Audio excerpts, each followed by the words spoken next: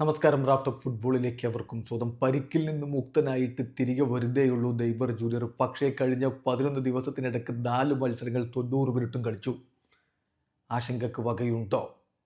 ഇല്ലെന്നാണ് coach Cleber Xavier പറഞ്ഞത്. സാന്റോസിന്റെ coach പറയുന്നു നെയ്മറെ കുറിച്ച് ഒരു ആശങ്കയും വേണ്ട, അദ്ദേഹം പൂർണ്ണ ഫിറ്റാണ്, ഒരു റെസ്റ്റ് കൊടുക്കേണ്ട ആവശ്യം ഇപ്പോഴില്ല.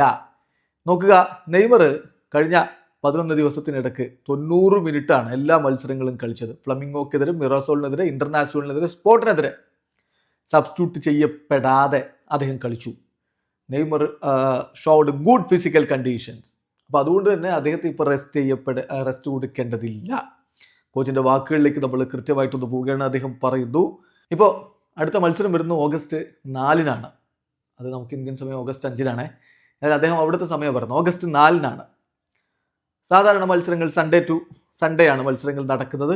ഞങ്ങൾക്ക് ചില മത്സരങ്ങൾ മൺഡേയിലുണ്ട്. ഇപ്പോൾ ഞങ്ങൾക്ക് അടുത്ത കളി മൺഡേയിലാണ്. ദെൻ 4 മത്സരങ്ങൾ സൺഡേയിലുണ്ട്. നെയ്മർ അദ്ദേഹത്തിൻ്റെ ഫുൾ ഫിറ്റ്നസ് റീഗെയിൻ ചെയ്തിട്ടുണ്ട്. സോ അദ്ദേഹത്തെ അറ്റ് ദി മൊമെന്റ് റെസ്റ്റ് ചെയ്യുന്നതിനെ കുറിച്ച് ഞങ്ങൾ ചിന്തിക്കുന്നേയില്ല. He will continue to help us. There is no cause of concern. ഒരു തരത്തിലുള്ള ആശങ്കക്കും വകയില്ല.